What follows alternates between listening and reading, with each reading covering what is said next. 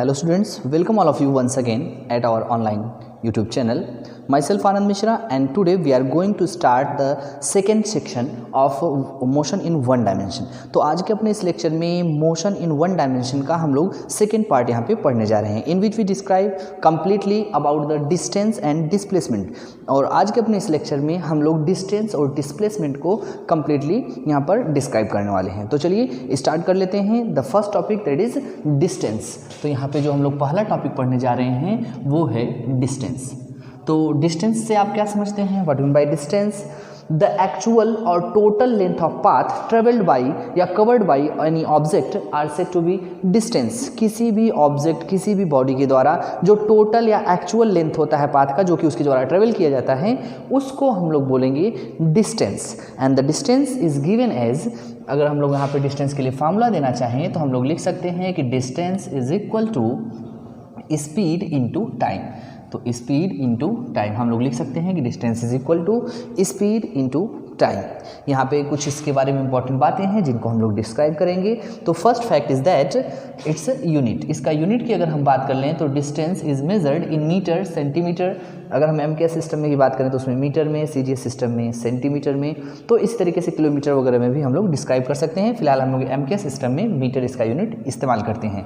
अगर हम डायमेंशनल फार्मूले की बात कर लें तो इसका जो डायमेंशन फार्मूला है वो होगा यम एल. यहाँ पे एम पावर 0 लिख सकते हैं, एल पावर 1 और यहाँ पे टी पावर 0, यानी कि इसका डायमेंशन फार्मूला आप चाहें तो यल भी डिनोट कर सकते हैं. It is a scalar quantity. ये जो आपका डिस्टेंस है वह एक स्केलर यानी कि अदिश राशि है. It means that to describe the distance there is no any requirement of direction. Direction की रिक्वायरमेंट नहीं है, यह एक स्केलर क्वांटिटी है. Next fact about the distance is that it follow the algebraic sum. ये जो है वो एल्जेब्रिक लॉ को फॉलो करता है. हम लोग कह सकते हैं कि एल्जेब्रिक लॉ को फॉलो करता है. As we know that all the scalar quantities follow the algebraic law, so distance is also follow the algebraic law. And the value of distance never negative. यहाँ पे आप याद रखेंगे कि जो डिस्टेंस की वैल्यू होती है कभी भी जीरो या नेगेटिव नहीं होती है. It means that the distance is always positive. हम लोग लिख सकते हैं कि डिस्टेंस ऑलवेज पॉजिटिव होता है. इट मीन्स हम लोग यहाँ पे लिखेंगे डिस्टेंस जो होगा वो ऑलवेज जो होगा ग्रेटर देन जीरो. हमेशा जो है जीरो से ज़्यादा होता है डिस्टेंस. तो ये तो इसके बारे में कुछ फैक्ट्स रहा. अगर आप लोग यहाँ पे कुछ इंपॉर्टेंट बात और भी जानना चाहें तो आप इसके बारे में ये जान सकते हैं कि डिस्टेंस नेवर डिक्रीजेज. यहाँ पे आप याद रखेंगे कि जो डिस्टेंस है वो कभी भी डिक्रीज नहीं करता, घटता नहीं है. डिस्टेंस नेवर डिक्रीजेज, ये कभी भी घट नहीं सकता है. तो हम लोग यहाँ पे लिख रहे हैं डिस्टेंस नेवर डिक्रीजेज, ये कभी भी नहीं घटेगा, हमेशा बढ़ेगा. तो ये तो रहा डिस्टेंस के बारे में कुछ इंपॉर्टेंट फैक्ट. द टोटल और actual length of path travelled by any object are called as distance.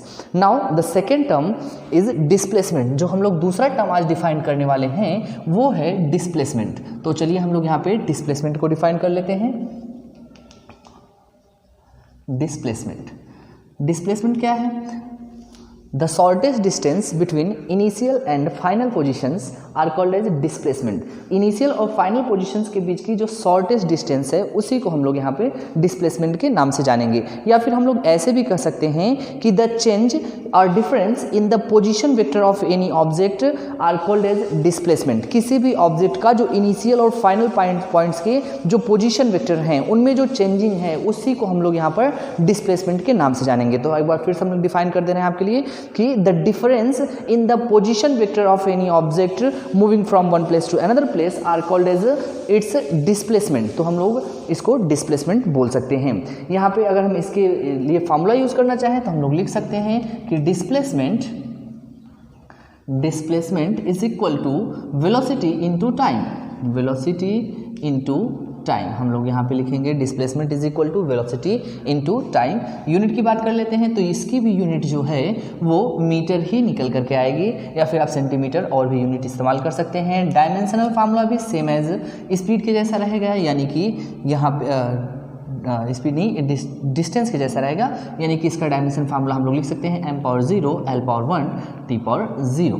और but here the difference is that it is a vector quantity. ये जो आपका डिस्प्लेसमेंट है यह एक वेक्टर क्वांटिटी है। So to define any displacement we must require the direction. तो हमको अगर डिस्प्लेसमेंट को डिफाइन करना है तो आपको डिस्प्लेसमेंट के साथ साथ यानी कि डिस्टेंस के साथ साथ आपको डायरेक्शन भी चाहिए होगी यहाँ पे।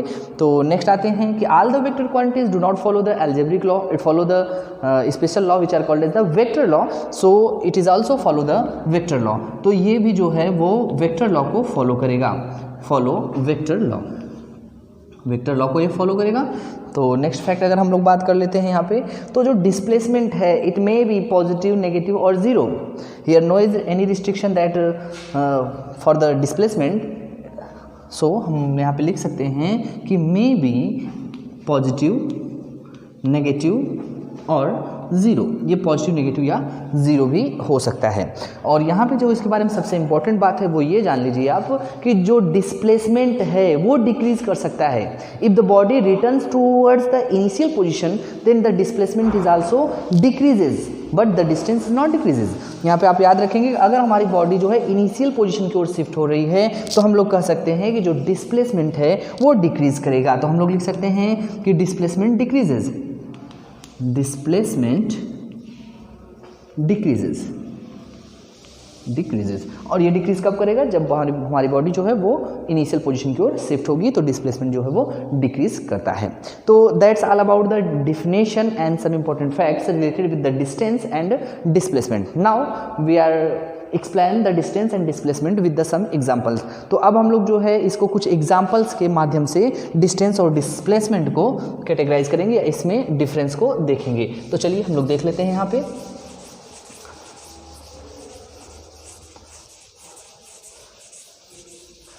अगर हम इसको एग्जाम्पल के माध्यम से समझना चाहें तो चलिए हम लोग इसको एक्सप्लेन कर लेते हैं with the help of example.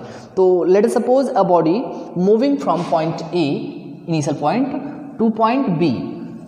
मान लेते हैं कि हम लोग कोई हमारे पास बॉडी है जो पॉइंट ए से मूव करना शुरू किया और पॉइंट बी पर जाता है एंड देन पॉइंट सी, और पॉइंट बी से होता हुआ फिर पॉइंट सी पर जाता है। This distance that is distance A B is 4 metre and the B C is 3 metre.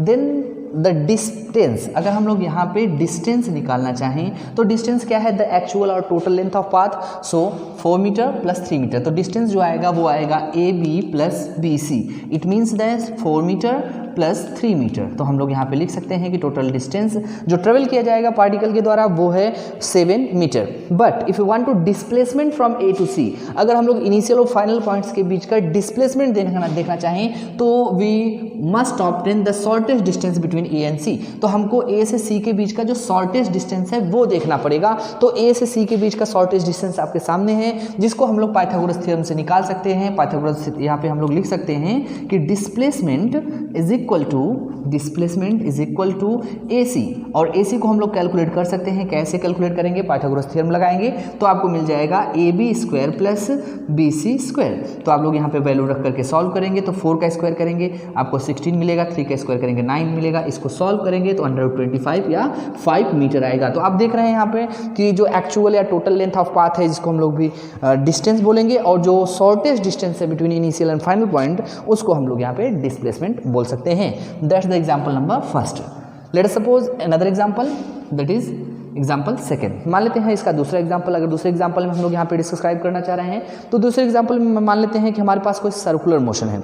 Late us suppose a particle moving in a circular path of radius R. मान लेते हैं कोई पार्टिकल है हमारे पास जो सर्कुलर पाथ पे move करता हुआ, मान लेते हैं कि पॉइंट ए है, ए पॉइंट बी है, तो वो पॉइंट ए से मूव करता हुआ एक कंप्लीट साइकिल यहाँ पे करता है, पॉइंट ए बी।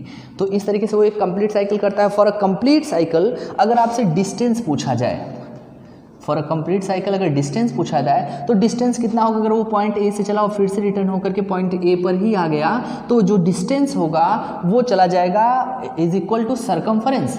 वो जो है सरकमफ्रेंस के बराबर चला जाएगा। हम लोग लिख सकते हैं सरकमफ्रेंस यानी कि परिधि के बराबर वो चलेगा। और परिधि कितनी होती है आप लोग जानते हैं 2 pi R. If the radius of this circle is R then the circumference will be 2 pi R. तो जो डिस्टेंस होगा वो 2 पाई आर इसके द्वारा ट्रेवल किया जाएगा। But if you want to displacement, अगर हम लोग यहाँ पर डिस्प्लेसमेंट देखें तो जो डिस्प्लेसमेंट होगा वो 0 आएगा, because the body finally reach at the initial point. तो इनिशियल पॉइंट पर ही पहुंच गया, तो इनिशियल और फाइनल पॉइंट्स के बीच की जो शॉर्टेस्ट डिस्टेंस होगी वो 0 आएगी, इसलिए जो डिस्प्लेसमेंट होगा वो भी हमको 0 मिलेगा। अगर हम लोग यही सेमी सर्कुलर पाथ ले लें, सेमी सर्कुलर पाथ का मतलब कि लेट सपोज हम लोग यहाँ पे थर्ड एग्जांपल क्या आप समझ रहे हैं कि सेमी सर्कुलर पाथ, अगर मान लीजिए कि वो अर्धवृत्ताकार पथ पर यहाँ पर पॉइंट ए से मान लीजिए चल करके वो पॉइंट बी पर पहुँच गया, पॉइंट ए से पॉइंट बी पर अगर पहुँच रहा है तो ये सेमी सर्कुलर पाथ जो है इसकी रेडियस जो है वो आर हम लोग मान ले रहे हैं। तो इस कंडीशन में अगर आपसे डिस्टेंस पूछा जाए तो डिस्टेंस जो होगा वो कितना, सरकमफ्रेंस का आधा होगा, यानी कि 2 pi R by 2 that is pi R. तो वो जो डिस्टेंस चलेगा वो पाई आर चलेगा। But the displacement from A to B, अगर ए से बी का डिस्टेंस देखा जाए, डिस्प्लेसमेंट देखा जाए तो शॉर्टेस्ट डिस्टेंस ये होगा, शॉर्टेस्ट डिस्टेंस दैट इज यहाँ पे डायमीटर बोल सकते हैं आप। तो यहाँ पे डिस्प्लेसमेंट जो निकल करके आएगा, displacement is equal to diameter, या फिर आप लोग डबल ऑफ रेडियस भी लिख सकते हैं। तो आप देख रहे हैं डिस्प्लेसमेंट जो है वो 2r है, जबकि डिस्टेंस जो है वो पाई आर है। तो इस माध्यम से भी आप यानी कि एग्जाम्पल के माध्यम से भी आप इसको समझ सकते हैं। और अगर आप पोजीशन वेक्टर के टर्म में इसको समझना चाह रहे हैं तो चलिए हम लोग इसको एक्सप्लेन कर लेते हैं पोजीशन वेक्टर के माध्यम से भी। पोजीशन वेक्टर के माध्यम से कैसे इसको एक्सप्लेन करेंगे, चलिए मान लेते हैं कि let suppose a body moving from point A to point be in 3 dimensional. मान लेते हैं कि 3 डायमेंशनली कोई बॉडी है हमारे पास, जो हम पॉइंट ए से मान लेते हैं कि ये मूव करना स्टार्ट किए, ये पॉइंट ए से मान लेते हैं ये पॉइंट हमारा ए है और यहाँ से वो मूव करते हुए पॉइंट बी पर पहुँच गई। तो अगर हम पॉइंट ए और बी का पोजीशन वेक्टर ड्रॉ करें तो देखिए इसका पोजीशन वेक्टर ये होगा, मान लेते हैं आर ए, और अगर हम पॉइंट बी का पोजीशन वेक्टर प्लॉट करें तो ये होगा पोजीशन वेक्टर आर बी। तो ये पॉइंट ए मान लेते हैं, जो हमारा पॉइंट है इसको पी मान लेते हैं हम लोग। तो ए से बी अगर मान लीजिए कोई पार्टिकल शिफ्ट हो रहा है तो ए पर पोजीशन वेक्टर आर ए है, बी पर पोजीशन वेक्टर आर बी है। तो ए से बी तक का अगर हम यहाँ पे निकालना चाहें, मतलब कि अगर हम डिस्प्लेसमेंट निकालना चाहें कहाँ से कहाँ तक का, ए से बी का, तो ए से बी का अगर हम डिस्प्लेसमेंट निकालें, ये डिस्प्लेसमेंट हम निकालना चाह रहे हैं, तो हम लोग लिखेंगे डिस्प्लेसमेंट, यहाँ पे हम डिस्प्लेसमेंट को दिखा सकते हैं, displacement from A to B अगर हम लोग लिखाना चाहें डिस्प्लेसमेंट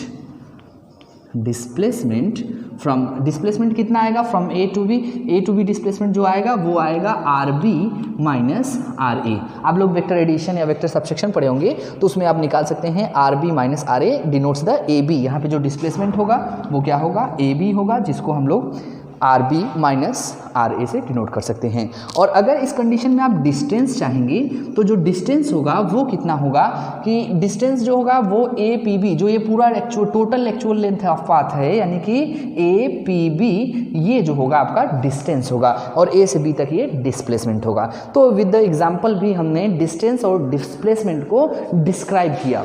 अब जो हम लोग यहाँ पे डिस्क्राइब करने जा रहे हैं वो difference between distance and displacement. तो अब इस लेक्चर में हम लोग क्या करेंगे कि डिफरेंस देखेंगे डिस्टेंस और डिस्प्लेसमेंट में।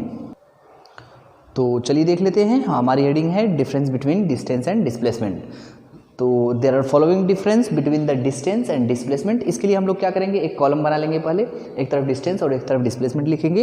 अब हम लोग देखिए इसमें डिफरेंसेस को यहाँ पे इंडिकेट करने वाले हैं। तो सबसे पहला, कभी भी आप डिफरेंस इस तरीके से लिखेंगे तो सबसे पहला फैक्ट जो लिखेंगे वो उनकी डिफिनेशन लिखेंगे। तो डिस्टेंस को हम लोग डिफाइन कर सकते हैं, द टोटल और actual length of path are called as distance. और डिस्प्लेसमेंट में आप क्या लिखेंगे कि the shortest distance between initial and final position are called as displacement. तो ये पहला डिफरेंस होगा। दूसरे डिफरेंस की अगर हम बात कर लें तो ये जो है वो स्केलर क्वांटिटी है, जबकि ये जो क्वांटिटी है वो है वेक्टर। और अगर ये स्केलर है तो इसको डिफाइन करने के लिए जो लॉ यहाँ पे लगाएंगे वो होगा अलजेब्रिक लॉ। तो इसको हम लोग लिख सकते हैं कि अलजेब्रिक लॉ ये फॉलो करेगा, जबकि ये जो फॉलो करेगा वो है वेक्टर लॉ। यानी इसको डिफाइन आप लोग कैसे, इसको जो एडिशन सब्सट्रैक्शन वगैरह है तो इसको आप लोग वेक्टर लॉ को लगा के करेंगे। थर्ड फैक्ट की अगर हम बात कर लें तो इट ऑलवेज पॉजिटिव, ये जो होता है हमेशा पॉजिटिव रहेगा, ऑलवेज पॉजिटिव रहता है। लेकिन ये जो होता है मे बी, ये कुछ भी हो सकता है, पॉजिटिव नेगेटिव और ज़ीरो, ये पॉजिटिव नेगेटिव या ज़ीरो भी हो सकता है। तो यहाँ पे फोर्थ फैक्ट रहा। अगर हम फिफ्थ फैक्ट की बात कर लें तो द डिस्टेंस नेवर डिक्रीजेज, ये कभी भी घट नहीं सकता है। नेवर डिक्रीजेज हम लोग कह सकते हैं कि ये कभी भी घटेगा नहीं, जबकि ये जो डिस्प्लेसमेंट है डिक्रीजेज, ये घट सकता है, डिक्रीजेज। और कब डिक्रीज करता है? When the object returns back to the initial position. अगर इनिशियल पोजीशन की ओर ऑब्जेक्ट आ रहा है तो जो डिस्प्लेसमेंट होता है वो डिक्रीज करता है, लेकिन ये कभी भी घट नहीं सकता है। और नाउ द सिक्स्थ फैक्ट, अगर हम सिक्स्थ फैक्ट की या सिक्स्थ डिफरेंस की बात कर लें तो द रेस, देखिए अगर हम लोग स्ट्रेट लाइन मोशन ले रहे हैं तो in a straight line motion the distance is always equal to the displacement, हमेशा जो डिस्टेंस है वो डिस्प्लेसमेंट के इक्वल होगा। But in another type of motion और curve motion the distance is always greater than displacement. और दूसरे type के अगर हम मोशन की बात करें तो जो दूसरे टाइप के मोशन है उसमें जो डिस्टेंस है ये हमेशा जो है वो डिस्प्लेसमेंट से ज़्यादा मिलेगा, यानी कि डिस्टेंस और डिस्प्लेसमेंट का जो रेशियो आएगा डिस्प्लेसमेंट का, ये जो होगा हमेशा एक से ज़्यादा होगा दूसरे टाइप के मोशन के लिए। और अगर हम स्ट्रेट लाइन मोशन के लिए देखेंगे तो ये बराबर होगा किसके? 1 के। तो हम लोग लिख सकते हैं यहाँ पे कि the ratio of distance and displacement is always greater than or equal to 1, और we can say that the distance is always greater than or equal to 1। Equal हमेशा स्ट्रेट लाइन मोशन के लिए, और दूसरे टाइप के motion के लिए जो डिस्टेंस है वो ज़्यादा होगा। यही इसी तरीके से अगर हम यहाँ पे लिखना चाहें तो हम लोग लिख सकते हैं कि displacement is always less than distance. It means that displacement upon distance अगर हम निकालेंगे तो इसकी जो वैल्यू आएगी वो कम आएगी 1 से, और स्ट्रेट लाइन मोशन के लिए इक्वल आएगी। तो there are following differences between the distance and displacement. तो ये कुछ डिफरेंसेस हैं डिस्टेंस और डिस्प्लेसमेंट के बीच में। तो उम्मीद करते हैं कि आपको आज का लेक्चर जो कि डिस्टेंस और डिस्प्लेसमेंट पे रहा वो समझ में आया होगा। हमने डिस्प्लेसमेंट डिस्टेंस को डिस्क्राइब किया और उसके बाद हमने क्या किया कि इसको एग्जाम्पल के माध्यम से इनमें हमने देखा कि क्या डिफरेंस होता है, फिर हमने एक टेबल के माध्यम से भी इनके बीच के डिफरेंस को डिस्क्राइब किया। Thanks for watching and I really appreciate your time.